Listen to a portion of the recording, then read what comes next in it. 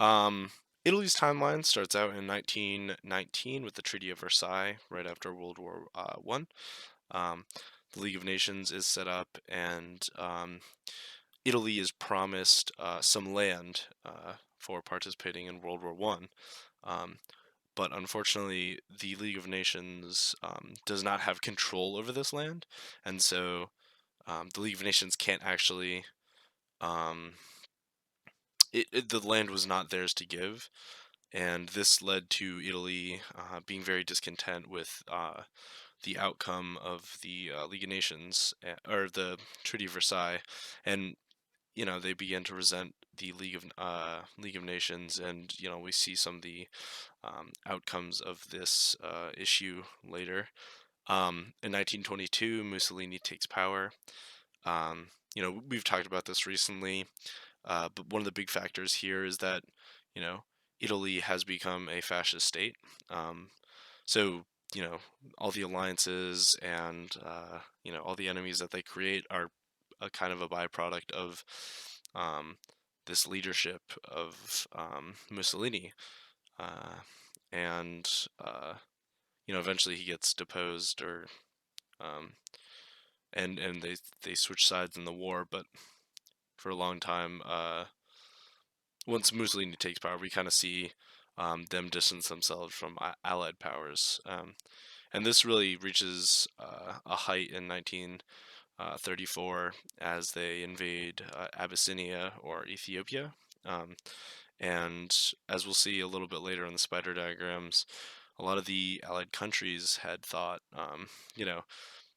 fascism wasn't an issue in Italy as long as it wasn't being spread to other countries, and this is the exact example of that happening.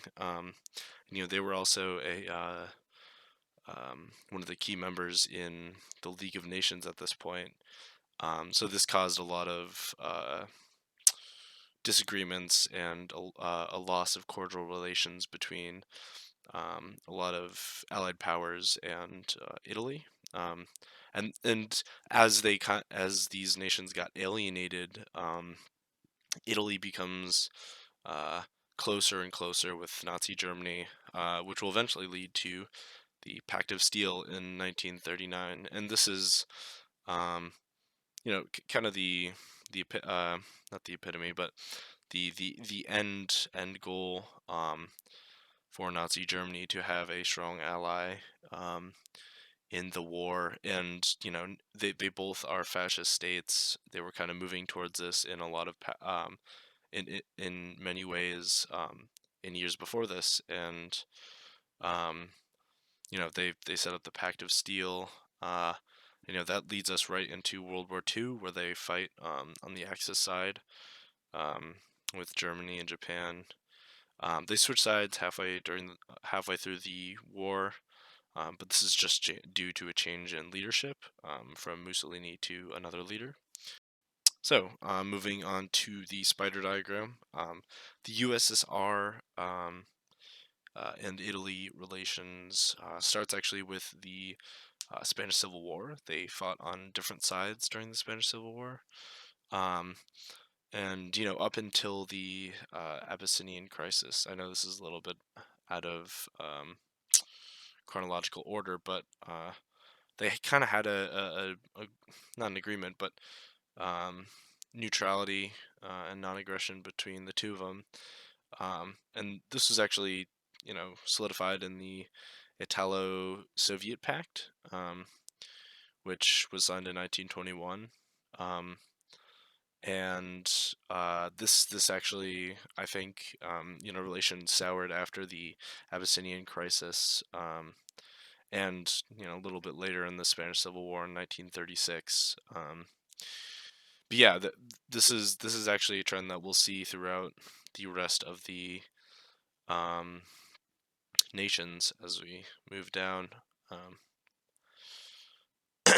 in Germany, they both felt that Germany and Italy are very connected in a lot of ways in these interwar years, and this leads to them being allies in World War II.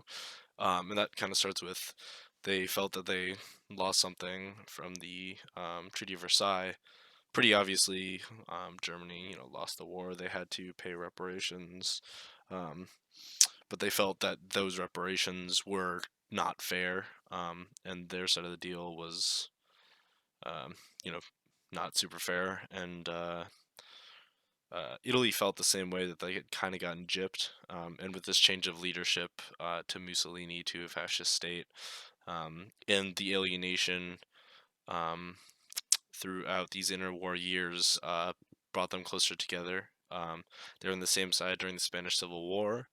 Um, and, as I said before, this Pact of Steel in 1939 kind of solidified that alliance between Germany and Italy. In France, France and Italy had a, similar to the USSR, kind of a neutrality uh, um, agreement. They had a Franco-Italian pact in 1935 to kind of avoid German aggression. Obviously, this is 1935. When we move towards 1939, um, Germany and Italy become, best friends. In 1935, France and Italy signed the Stresserfront with Britain, to kind of limit the amount Germany could rearm. Um, and this was actually on top of the Franco-Italian Pact, um, to kind of avoid German aggression. And so actually during this time, Italy and France were, kind of on neutral grounds. There was no um, issues there. But as we move towards the Abyssinian crisis, the those agreements, those alliances kind of fell apart, and it became increasingly clear that um, Italy was going to ally with Germany as a fascist state. In Great Britain, Mussolini, kind of tried to solidify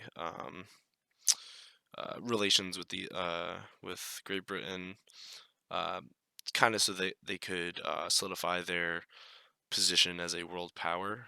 Um, but during the Abyssinian crisis, um, uh, same as the USSR and France, that they did not see that as a country that they wanted to maintain positive relations with, and tensions begin to mount.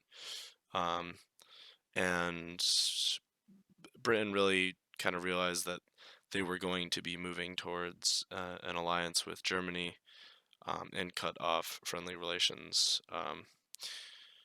Yeah.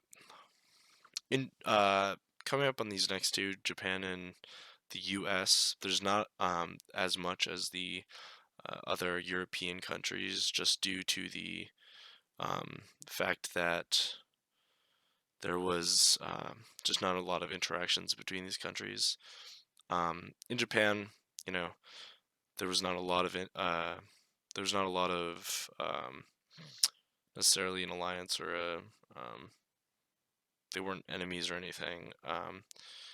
But Japan tried to, or sorry, uh, Italy sent diplomats to Japan to try to solidify uh, relations, and they entered the Tripartite Pact as the war started. Um, and then the USA, very similar to Great Britain and France, as we've seen throughout this era, peaceful and cordial relations between the U.S. and Italy. And then once the Abyssinian crisis happened, they were in fear of spreading fascism, and did not condone of this activity, and cut off relations with Italy.